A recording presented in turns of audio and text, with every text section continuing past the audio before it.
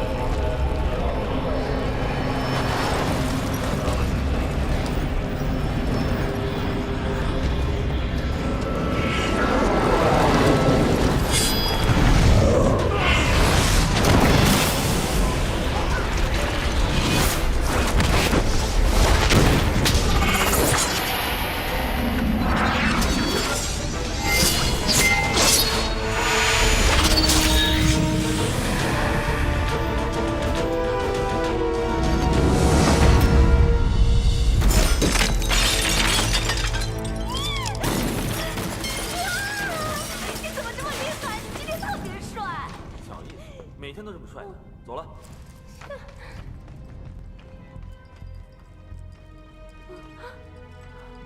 哎，前面有亮光。喂，小心，很有可能是暗器和陷阱。陷你妹啊！走啊！我没有妹妹。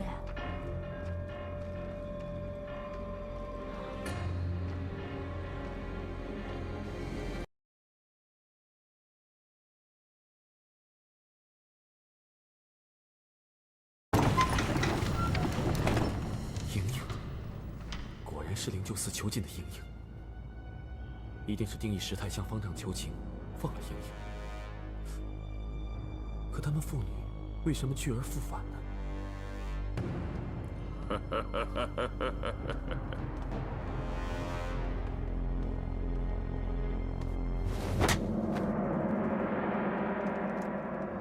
想必这位便是日月神教的任教主啊。任先生，嘉林本寺不知有何见教啊？老夫不在江湖已经很久了，想不到还有人记得老夫的名讳。哎，你们几个不是当年老夫手下的败将吗？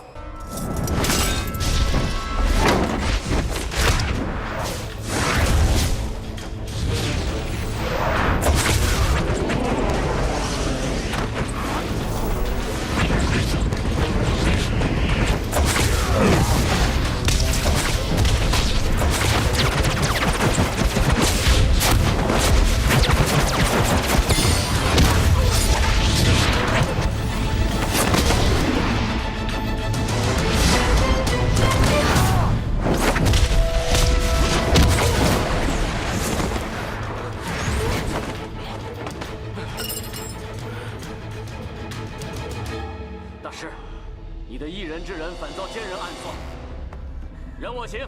是，你玩弄奸计，胜得毫不光彩，并非君子所为。我们日月神教有正人君子吗？如果我爹是正人君子，那不早就和你们同流合污了？怎么会有这场比试？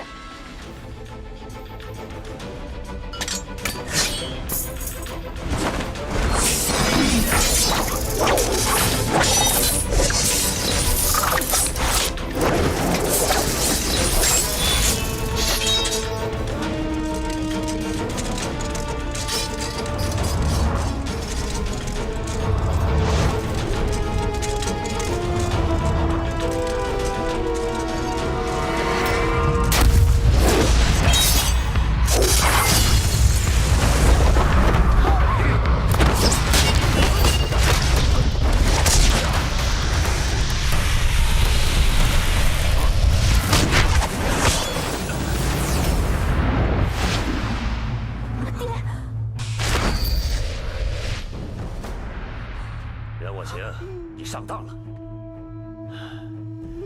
自我上次受制于你的吸星大法，至今我每天都在想着对付你的办法。这就叫寒冰真气。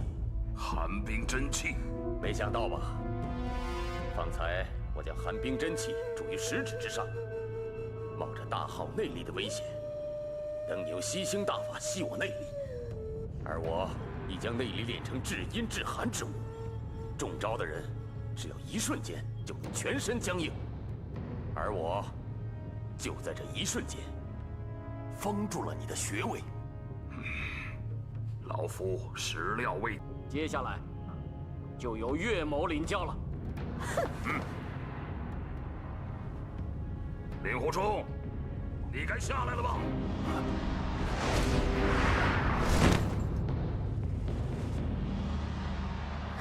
冲儿，师娘。哼！方丈大师，晚辈擅闯灵鹫寺，罪该万死，请方丈大师原谅。呼吸均匀，内功深厚，本座正奇怪是哪位高手，原来是灵狐少侠。原来方丈大师早就知道我在上面了。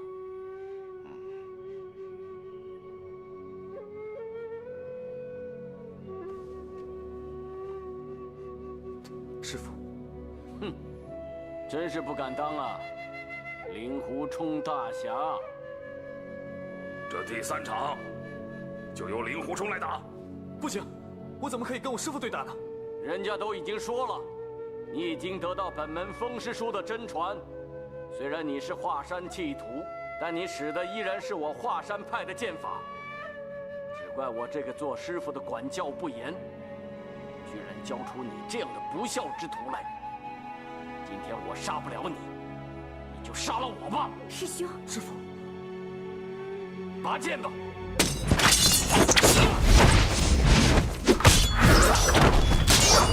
你已经让了我3招了，出剑吧！岂有此理！这小子也只守不攻，身为华山派掌门，连个徒弟都打不赢，以后还怎么有脸在江湖上立足呢？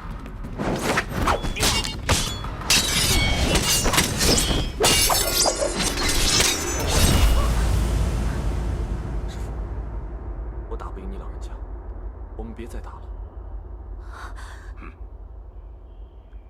方正大师，他们师徒2人不分胜负，我看这第3回合就算和了吧。难道任由他们3人下山滥杀无辜，危害江湖吗？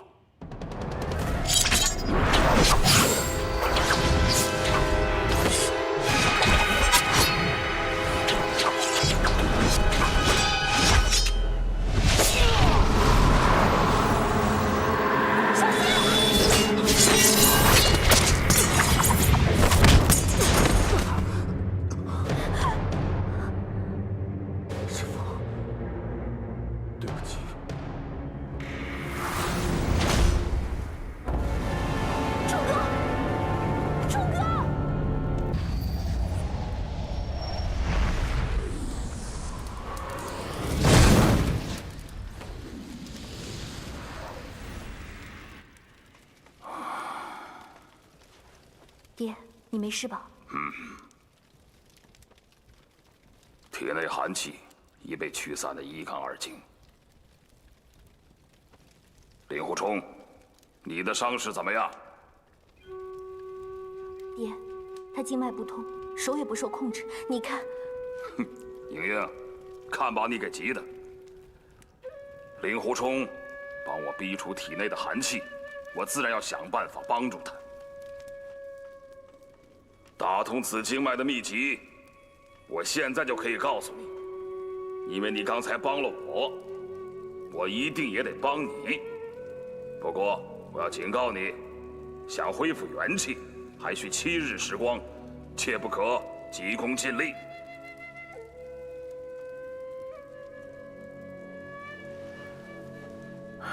在孤山梅庄，我劝你入我日月神教，你却一口回绝。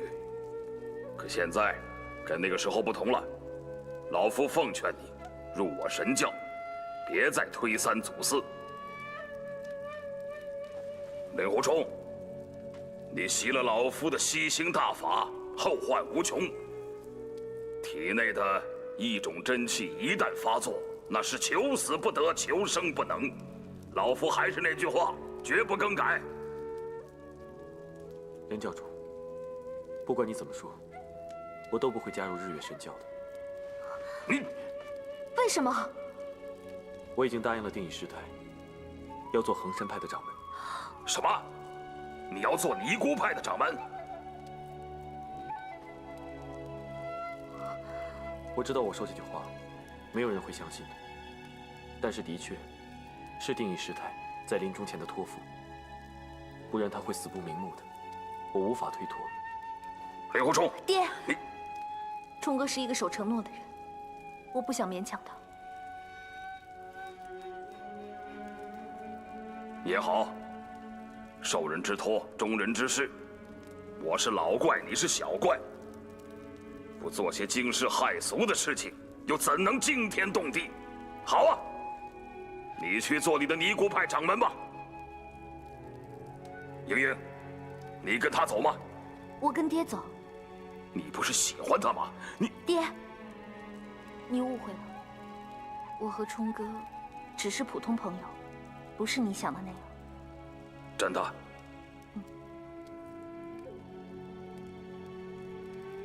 好啊，我怎会让我的女儿去衡山做尼姑呢？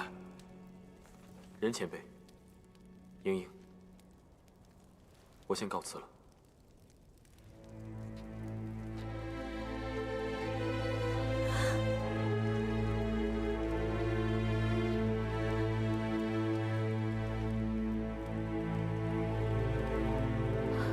令狐掌门，你有否听过《葵花宝典》这个名字？有啊，我曾经听师傅说过，《葵花宝典》是当今世上至高无上的武学，不过好像已经失传很久了。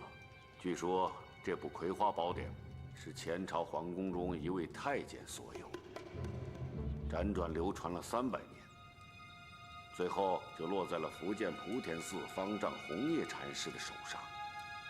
大师啊，这么说来，这个红叶禅师已经练成了葵花宝典。红叶禅师由始至终都未修炼过，这部宝典一直收藏在莆田寺的藏经阁之里。据说当时华山派有一对师兄弟岳素和蔡子峰，曾经在莆田寺做客。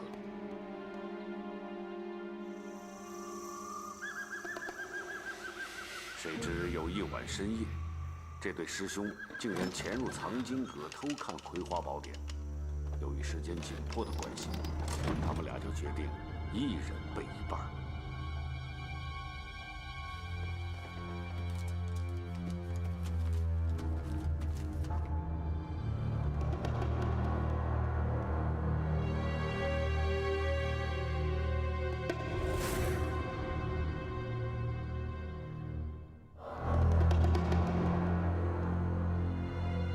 第二天，师兄弟俩急忙离开莆田寺，返回华山，将记得的经文重新默写出来。那只印证之下，发觉上文不接下理，牛头不对马嘴，两个人都以为一定是对方记错了。于是，两个原本情同手足的师兄弟，为了这件事反目成仇。华山派分为气宗、剑宗2支，也是因此而起。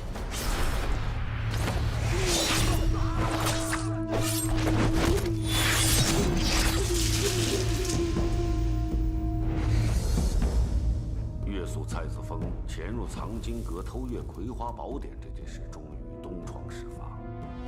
红叶禅师大为震惊，于是红叶禅师把心一横，立刻就把原来的《葵花宝典》烧毁，同时指派门下弟子渡元和尚造访华山。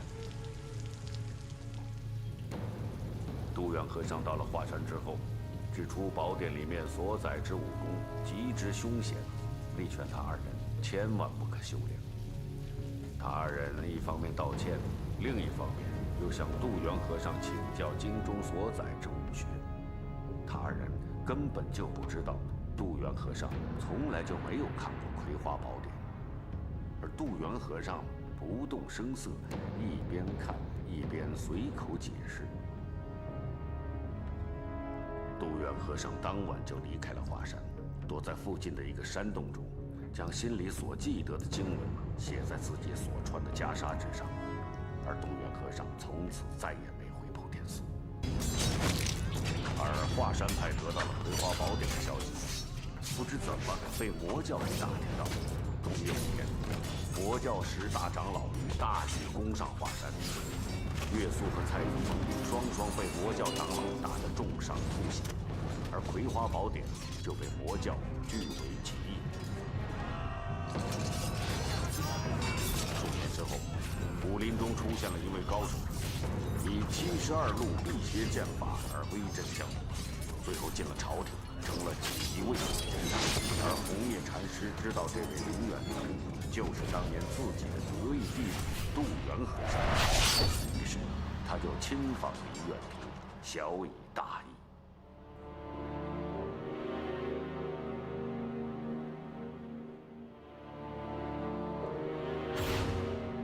而林远图也答应了红叶禅师，不会将辟邪剑法的精要所在传授出去。怪不得这个辟邪剑法看不出有什么高明之处，原来他是欠缺了其中的窍门心法。区一本辟邪剑谱，就弄得林家家破人亡。皆因辟邪剑法的名声太盛，而林震南的武功太低，所以大家都认为是林震南资质差。假如自己能得到剑谱，那一定可以达到当年林远图的境界。有意夺取剑谱的人虽然多，但是青城派的于沧海脸皮最厚，他第一个动手。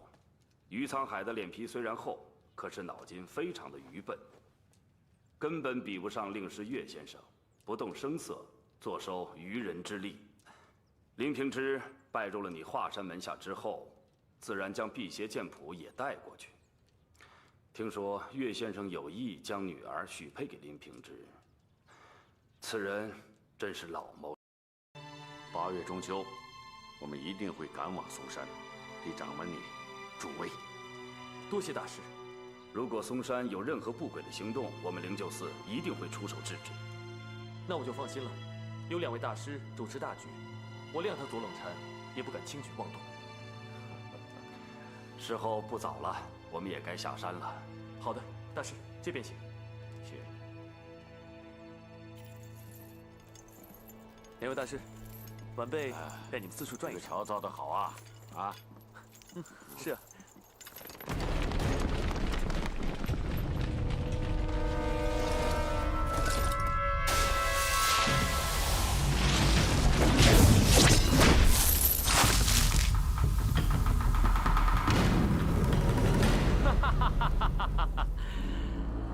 相信3位都看到毒水的厉害了吧？原来是东方不败送来的好礼。灵狐公子真是聪明啊，竟然认得在下的口音。不过可惜啊，好汉不吃眼前亏，你们3个还是认输吧。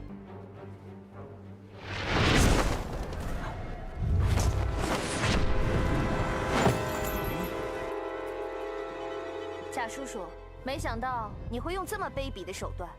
大小姐，你还是让开吧。东方教主让你和上官叔叔来送礼，没想到你不但收了左冷禅的贿赂，还到这里来对付衡山派的掌门。你少胡说！我绝对没有收过左冷禅的贿赂，我是受了东方教主的密令，捉拿令狐冲归总坛的。到底是谁在胡说？教主的黑幕令在我这里。教主有令，假布图谋不轨，所有的教众听着，格杀勿论。你敢违抗教主命令，放箭！还不放？上官叔叔，如果你抓了叛徒贾布，我就升你为青龙堂长老。放箭！放箭！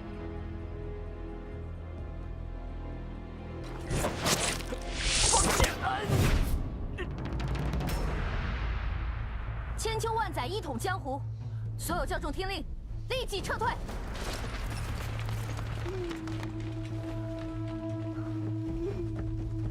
大小姐饶命！上官叔叔，从今以后，你是想追随我，还是东方不败？神教里面有10个长老，其中有6个已经归顺我爹了。大小姐，你是说10大长老有6个已经？不错。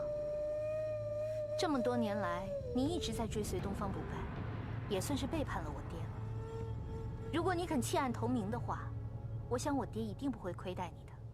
起来吧。感谢大小姐不杀之恩，今后属下定当听从大小姐驱使，万死不辞。好。承蒙各位好朋友赏脸，驾临嵩山，在下感激不尽。各位朋友来此之前，相信大家必定知道。今日就是5岳剑派同心协力归并为一派的大好日子。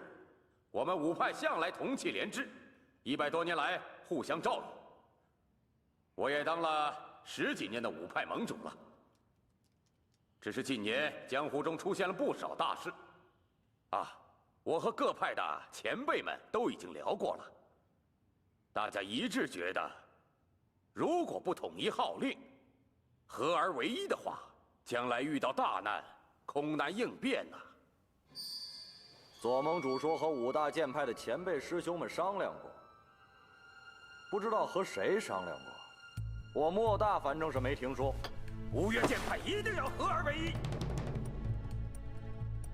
刚才说，江湖中近来出现了不少大事，其中一件就是我五岳剑派竟然自相残杀，完全不顾同盟义气。莫大先生，我嵩山派弟子大松阳守费师弟，有人亲眼所见，在南岳衡山城外惨遭毒手，是你所为吧？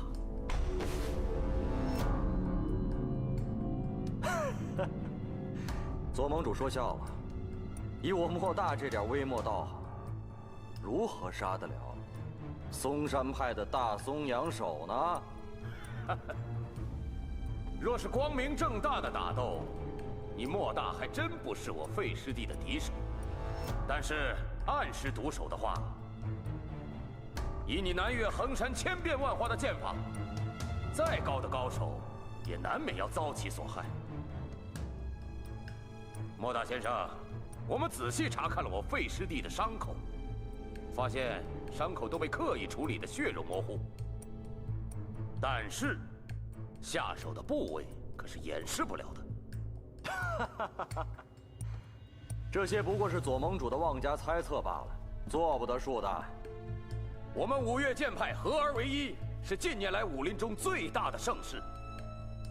莫大先生，你也是一门的掌门，应该知道凡事以大局为重，私怨为小。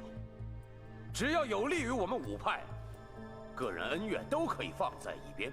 泰山一派3代共有400多人，怎能因为你一人的私心，阻碍了五派的大业呀？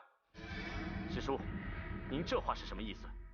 是指自从执掌泰山门户以来，有哪一件事不是为了本派的声誉和基业着想？我反对合并，无非是为了保存我们泰山一派，这怎么能叫有私心呢？五派合并，是我五岳剑派声誉壮大的日子。五岳剑派的弟子个个都跟着沾光，但是你，泰山派的掌门，恐怕轮不到你做了。这个掌门人我不做又有什么关系呢？可是泰山一派绝不能在我的手上被别人吞掉。你说的倒挺漂亮，可是，在你的心里，你真的能舍弃掌门之位吗？你还是这么说？好，从现在开始，这个掌门人我不做了。你想要做，你自己做好了。你舍得？我为何不舍得？好，那就给我玉姬子吧。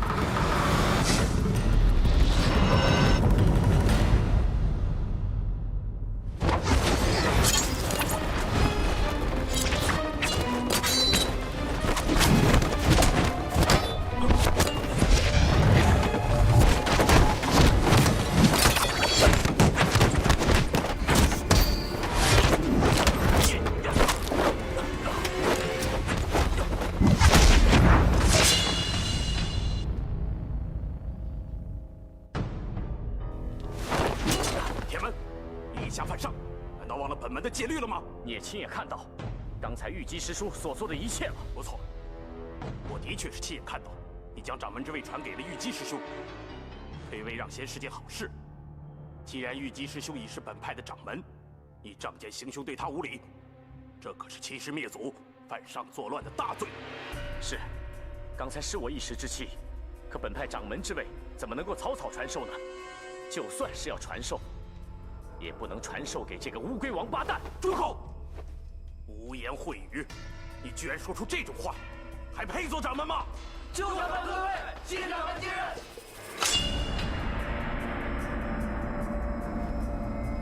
这就是东陵祖师爷留下的神兵。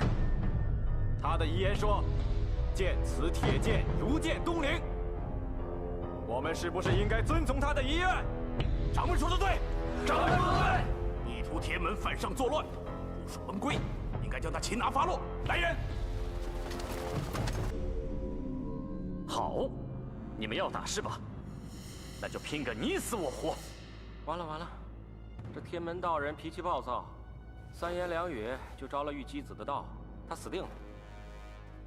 天门等人听令，本掌门令你们弃剑投降，难道你们要违背祖师爷的遗训吗？废话，你有什么资格做本派的掌门？泰山弟子听令，这件事情与你们毫无关系，只要你们弃剑归顺，本掌门一定既往不咎，否则严惩不贷。如果你敢在祖师爷的剑前立下重誓，发誓不会将祖师爷辛苦所创的泰山派淹没，我们拥护你做掌门人也没有问题。可是，如果你将泰山派出卖给嵩山派，那你就是我们泰山派的千古罪人。就算你死了，也没有脸面去见祖师爷。天门失职，这五岳剑派就是连嵩山也一样要除名。五岳派的五岳也包括泰山派在内，这有何不妥？你们这群叛徒，一定是受了左冷禅的收买。你们大家听着，要杀我可以，要我归降嵩山派，就是万万不能。你不听本掌门铁剑的号令，小心死无葬身之地。各位忠于泰山派的兄弟听着，今日我们要死战到底，血溅嵩山，死战到底，绝不投降。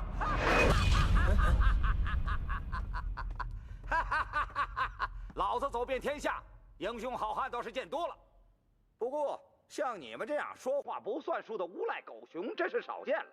哼，牛鼻子，你明明答应将你的掌门之位传给别人，怎么自己说过的话当放屁呀？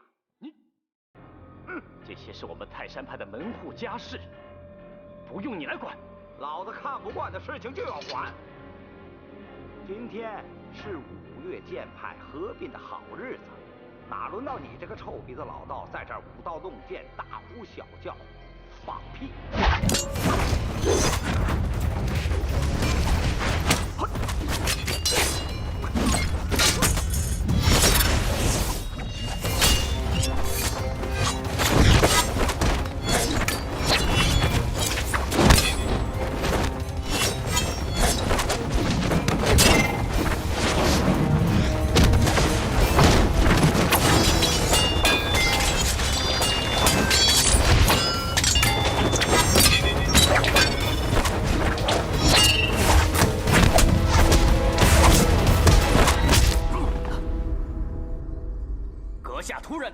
并非英雄之辈，敢问阁下尊姓大名？哪个弟子再敢多说话，我就打你的翅膀！你这狗贼，要杀便杀，不要侮辱我！你这个臭牛鼻子，这点侮辱都受不了了，还当什么掌门呢？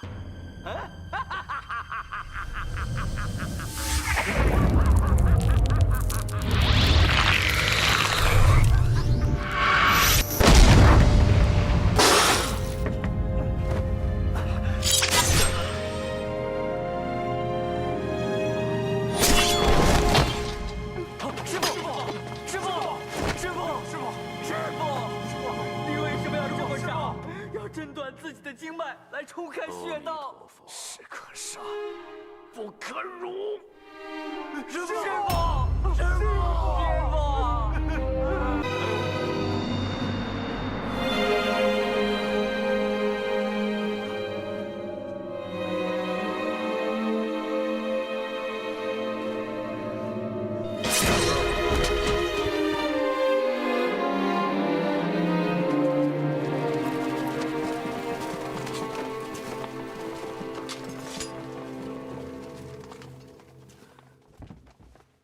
哎呀，可喜可贺，可喜可贺呀！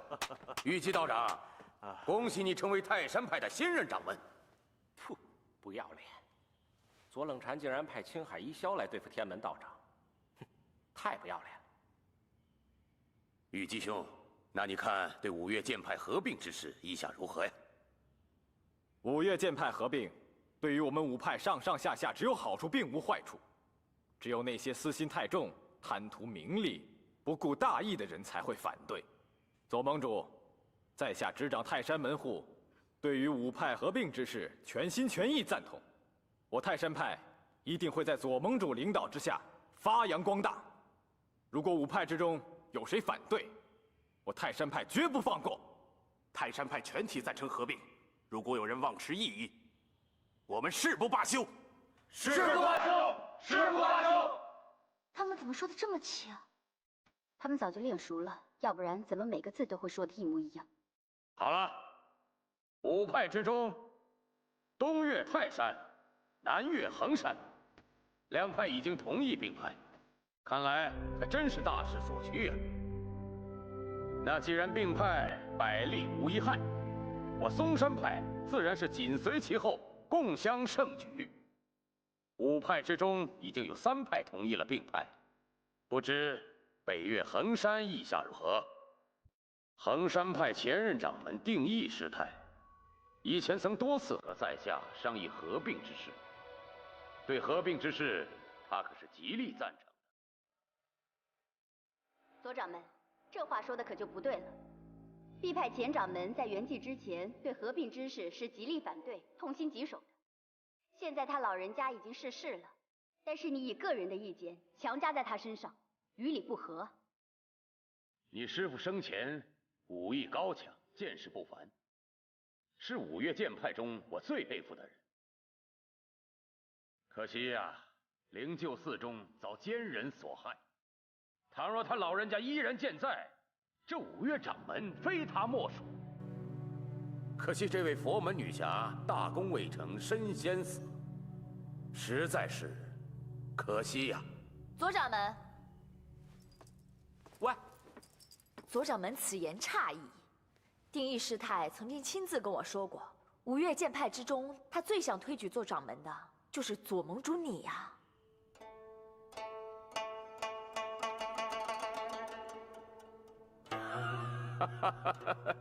姑娘实在是抬举了。哦，左某不才，怎么能跟老前辈相提并论呢？相去甚远，相去甚远。哎，不过还未请教姑娘尊姓大名啊？哦，失礼失礼，在下便是名震江湖的五仙教教主蓝凤凰。当然了，现在五仙教只有我一个人了，所以教主是我，教徒也是我。啊，久仰久仰。久仰？不知道你是久仰我武功高强，还是见识不凡呢？通通久仰。那你真是过奖了。说到武功啊，我蓝凤凰算什么呢？只不过比你左掌门高那么一点点而已。是吗？当然了，定义师太也是这么说的。定义师太还说了，如果五岳剑派一定要合并的话，那能够做掌门的人，应该就是左盟主你呀。不知道你意下如何？前辈虽然这么说，但是在下还是不敢当。你先别高兴得太早了。定义师太说了，您呢非常不错，是一位英雄人物。不过可惜他私心重，心胸窄。如果让他做了掌门，弟子们全都要受苦。定义师太亲口跟我说，虽然五岳合而为一，但是泰山、华山、南岳衡山、北岳衡山，还有嵩山，各处东南西北中，很难真的合并在一起的。所以呢，特地请我分驻5山，每年呢在这儿住2个月，在那儿住2个月，然后再去你那儿住2个月，逍遥自在啊！岂有此理！我大功告成之后，我杀了你这个贱女人，我誓不为人。哎呀，不对，我要是每天都忙于公务，那我就没有时间成亲了。不行不行，绝对不行！哎，我决定了，5派还是不要合并了。说得好！莲湖掌门，你执掌北岳衡山派门户，对旗下弟子不严加约束，任由他们在天下英雄面前胡说八道。蓝凤凰，快回去！左掌门，十分抱歉啊，这位姑娘虽然心直口快，但她绝不是造谣之人。我们前任掌门定义师太所传的遗言，由他转述出来，应该会比不是本派的人转述更为可靠。啊，北岳衡山派对五派合并之事是赞成了。我们衡山派并不是不赞成五派合并，只是华山派的岳掌门是在下的昔日恩师。现在我虽然已经改投别派，但恩师昔日的教诲，在下不敢忘记。这么说你是听岳先生的了？不错，我们衡山派决定与华山派并肩携手，共同进退。岳先生，哎呀，岳大掌门，衡山派的灵狐掌门以你马首是瞻，那不知岳大掌门对合并之事怎么看呢？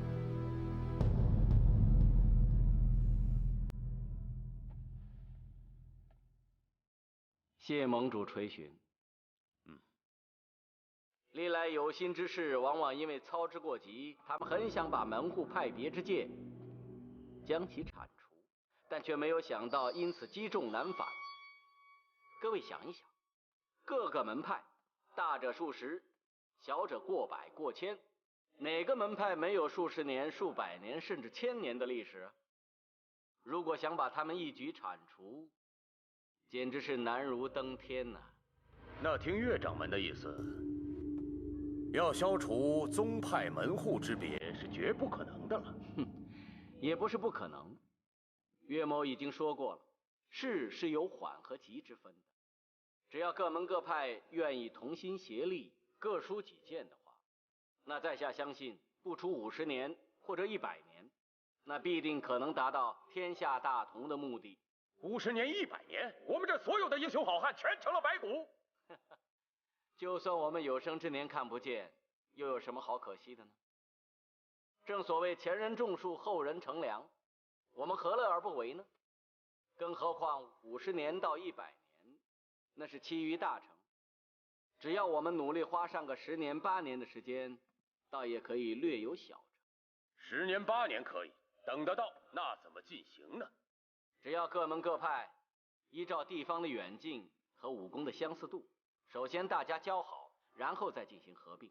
我相信用不着10年8年，大部分的门派都可以合而为一了。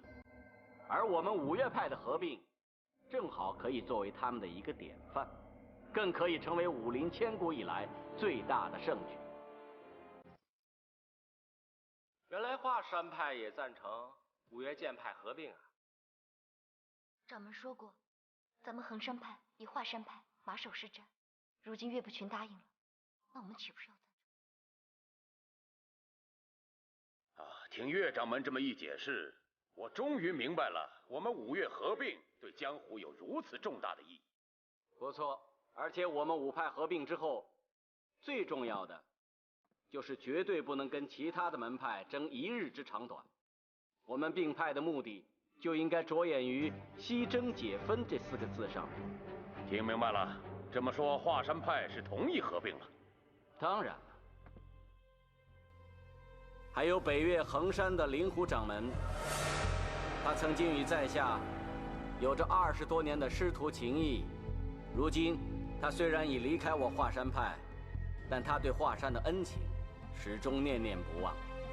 他就曾经和在下说过，愿意和华山同为一派。原来师父让我重返他门下，不是让我重返华山，而是五派合并之后，我可以和师父师娘在一派之中。恭喜岳掌门、灵狐掌门，从今日起又重新同门一派了。哎呀，真是天大的喜事啊！哎，不妥不妥，这件事儿非常非常的不妥。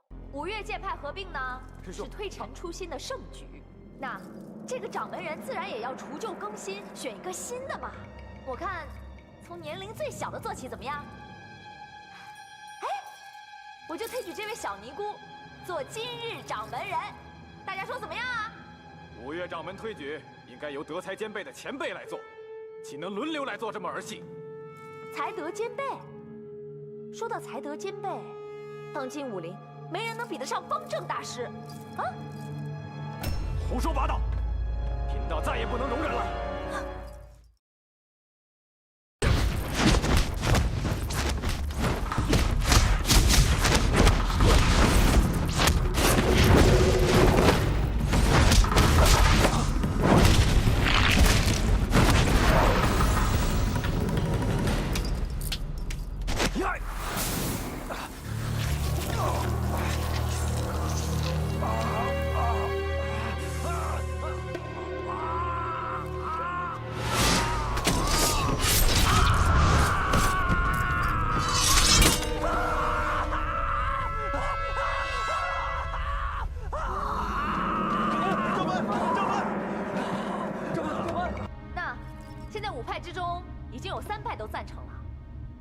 越剑派，应该人人都用剑吧？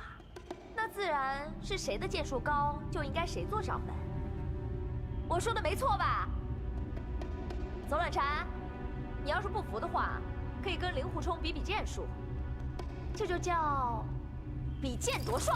好啊！哎，来！比剑夺帅！比剑夺帅！比剑夺帅！比剑夺帅！明日左某准时在此恭候大驾。我倒要看看谁才能够技压群雄，夺取掌门。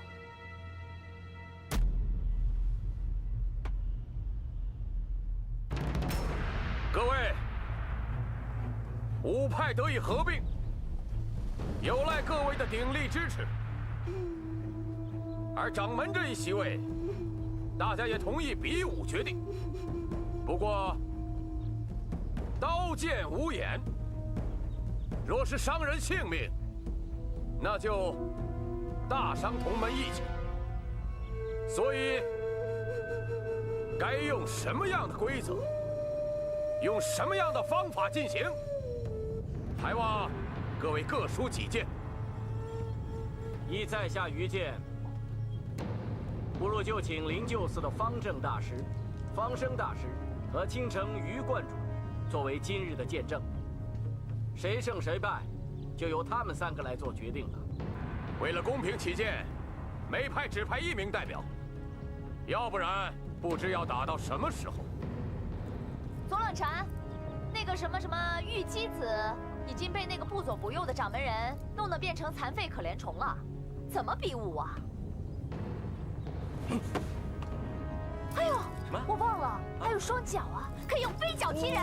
你这个幼女，好，害我师兄变成了残废，还敢说风凉话，有种就出来跟本道长来个单打独斗。他骂你妖女啊！别废话。那泰山是不是派你做代表啊？不错，本道长还要让你见识见识什么叫泰山派的精妙剑法。我呸！我觉得这位姑娘说的也有道理。泰山派武功的精髓，想必阁下知道的并不多，不如别在这浪费大家时间，光说不练了。阁下真是大言不惭，一定是对 B 派的武功了如指掌了。泰山派的武功博大精深，我想不会是你这种残害同门的卑鄙小人所能领会得到的。明之，不得无礼。岳掌门，这就是你教出来的好徒弟、好女婿，竟然连泰山派的武学都不放在眼里，在此胡乱批评。道长，你怎么知道他是在胡乱批评呢？那好，我就用泰山派的功夫来会会你的高招。哼，贵派的武学，玉庆子一向十分佩服，但是想不到，这华山派的人，居然会用泰山派的剑法，啊！这我可是第一次听说。我爹要做五岳派的掌门人，自然要对每一派的武功都了如指掌，否则，就算是技压群雄，也不能算是真正的五岳派掌门呢。小女不过是信口开河，各位可千万不要当真呐。原来岳掌门已经精通了五岳派所有剑法，这可是五岳派创派之大事。今天，我倒要向姑娘请教一下泰山派的剑法。好。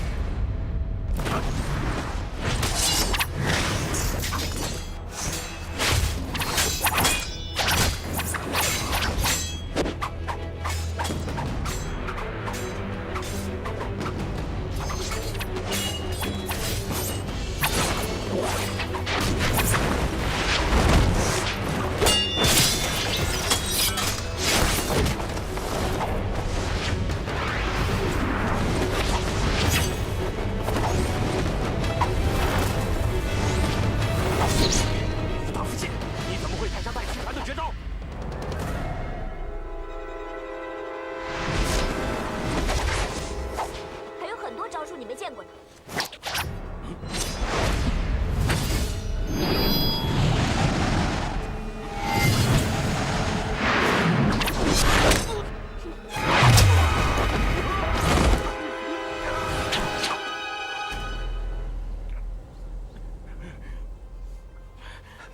师叔，师叔，师叔，师叔，慢点，师叔。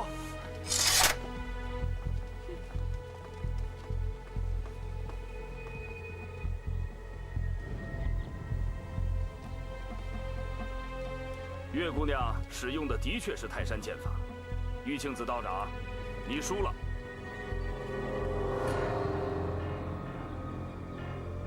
冲哥，这几招泰山剑法是你教他的吗？我知道，石洞里的秘密终于被他们发现了，他们所有的招式都是从石洞里学来的。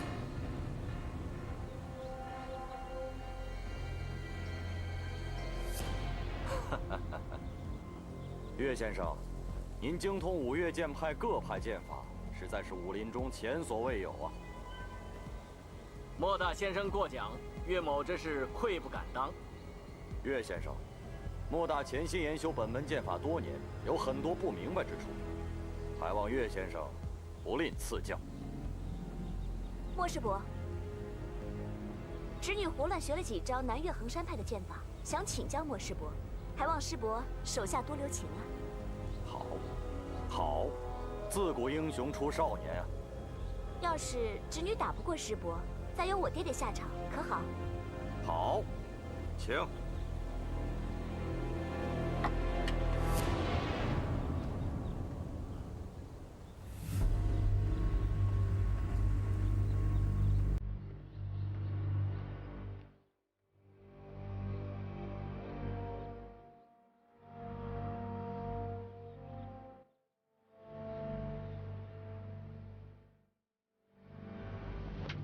还望莫师伯承让。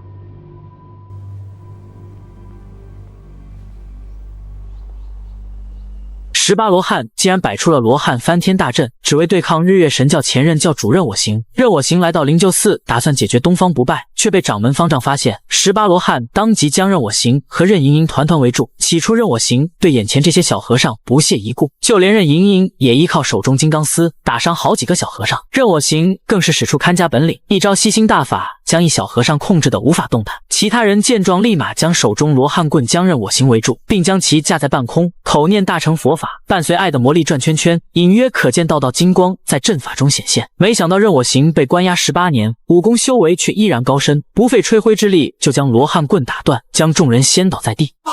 你们这群酒囊饭袋，也想拦住我？休想！这时，所有和尚弹跳而起，只见一人周边金刚伏魔大阵亮起，待所有人叠罗汉完毕，空气中显示出一尊佛像，如同如来神掌中的从天而降。恍惚中，我以为是《西游记》18罗汉大战金翅大鹏鸟，任我行拼尽内力与小和尚硬拼一局。尽管是任我行略胜一筹，将小和尚尽数击飞，但任我行此刻也深受内伤，在任盈盈的搀扶下逃离灵鹫寺。另一边，左冷禅带着岳不群等人来到灵鹫寺，要方正大师交出藏匿后山的东方不败。左某得到消息，说方正大师擒到了魔教教主东方不败，却不除魔未到，是何道理啊？左冷禅真是好大的口气，竟然在当今武林的泰山北斗前面装笑。不过出家人包容万象，只说东方不败已经下山去了。哪知道东方不败下山路上碰到一妇人正要生产，东方不败慈悲心爆发。就在这不凑巧的一瞬间，令狐冲也带着一大群绿林豪杰朝着灵鹫寺走去。千里上金顶，拜佛迎圣姑。千里上金顶，拜佛迎圣姑。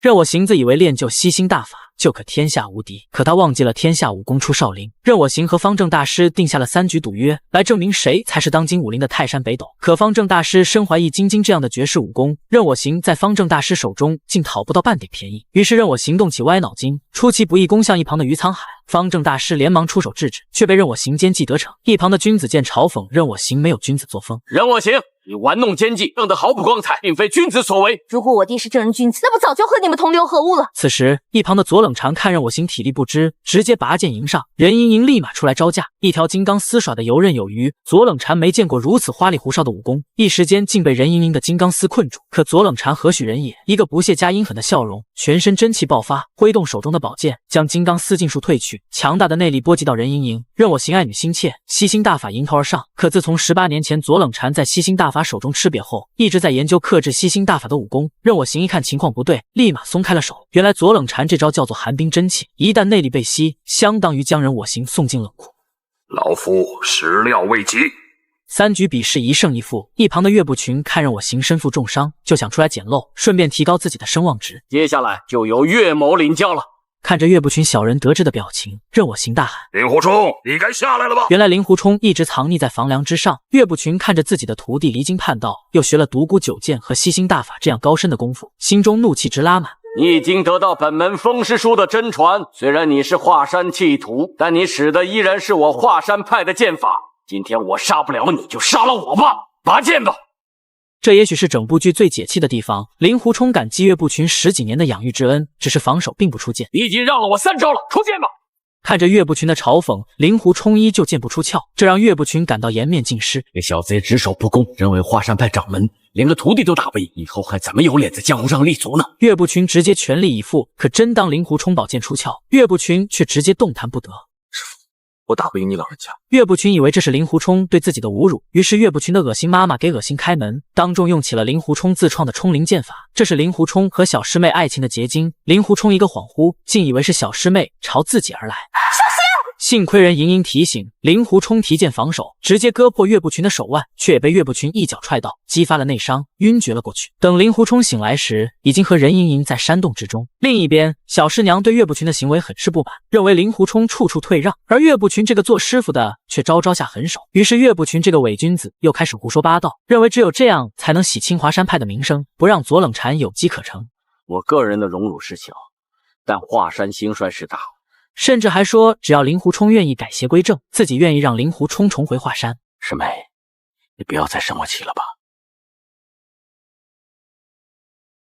令狐冲带着一众绿林豪杰气势汹汹杀上金顶，却没想到金顶上一个人影都没看到。原来这都是左冷禅的诡计，要所有人撤出灵鹫寺，在山下围剿令狐冲等人。眼看自己这帮兄弟都快被打没了，令狐冲只好重新回到灵鹫寺，众人正无计可施，气得一边的蓝凤凰对着达摩佛像狠狠来了一掌。没想到佛像下竟然隐藏一个密道，令狐冲率先下来一探究竟，密道下面竟然还有一个雄伟庄严的宝殿。只见一道金光闪过，场中凭空出现一群铜人，这应该就是鼎鼎大名的18铜人。铜人长相彪悍，眼神之中带着2分猥琐。忽然一道手臂袭来，令狐冲顺势将身旁的蓝凤凰甩出铜人阵，孤身一人和铜人打斗起来。只看到这帮铜人全身坚实如铜，任凭令狐冲手中宝剑挥砍，皆不能伤其分毫，却被铜人反打得不知所措。明明是武侠，这18铜人却如同罗汉一般，上天遁地无所不能。面对身法如此鬼魅的铜人，令狐冲一时不知从何下手。转眼之间，所有铜人围绕着令狐冲飞速旋转，一时间场中狂风大作，完美的诠释了什么事快得像风一样。蓝凤凰担心令狐冲有闪失，正想冲进去帮忙，奈何根本冲不破这奇怪的阵法。而下一秒，场中出现了一个巨大的铜人，浑身散布金光，伴随着一个强大的佛手印。令狐冲就像猴子请来的逗逼，被压在这五指山下，看来只能用独孤九剑拼死一搏了。只看到令狐冲一跃而起，独孤九剑竟也幻化出9道影分身，朝着巨大的铜人像刺去。独孤九剑高深莫测，竟直接从铜像中间穿过，伴随一个帅气逼人的姿势，铜人阵直接土崩瓦解，场中的铜人像直接开始粉碎。你怎么这么厉害？你今天特别帅。小意思，每天都这么帅。打过了铜人阵，穿过下一个密道，原来密道连接着下山之路。五霸岗的这一帮好汉总算在令狐冲的带领下逃出了灵鹫寺。可就在此时，衡山派掌门突然出现，定义师太口吐鲜血，晕倒在场中。令狐冲，你一定要答应我一件事，你若不答应，我就死不瞑目。这什么招数？想我衡山派117路剑法之中，似乎没有一招逼得住。这是华山四姐妹的高光时刻，小师妹以一己之力独挑泰山、衡山和衡山三派掌门。此时面对左冷禅自知无半点胜算，就要演示一遍13招嵩山派失传的剑法。左冷禅也是不客气，贪婪的看完13路剑法后，一剑就将小师妹挑翻在地。多谢左师伯承让，让侄女在你面前班门弄斧，使了13招嵩山派的剑法。13招不容易，很好。而后嵩山派一众马仔就开始高呼，请左冷禅坐上五岳派掌门的位置。左冷禅眼看众望所归，就要荣登大宝。这时小师妹第一个不乐意了。左师伯，你震断了我的长剑，就这样便算是五岳派的掌门人了吗？自己还有2个好姐姐尚未出手，自己岳姐姐林妹妹还有一手帅气的很的辟邪剑法呢。在下也一直很想跟左盟主讨教。于是岳不群在众人的起哄下登上擂台，展开与左冷禅的宿命之战。两人刚一交手，就已是剑气横飞，招招凶狠。奇怪，突然力气大增了。两人激战愈战愈烈，打斗之间竟不难看出两人用的剑法十分相似，对弈之间难分伯仲。莫非左冷禅也变成好妹妹了？此时两人已经交手100招有余，见依旧无法分出胜负。岳不群就要开启大招，只见岳不群袖口一挥，竟然是绣花针飞射而出，直接将左冷禅双眼刺瞎。看到左冷禅已经失去了战斗力，岳不群贴在左冷禅耳边悄悄地说道：“你的辟邪剑法练得不错。”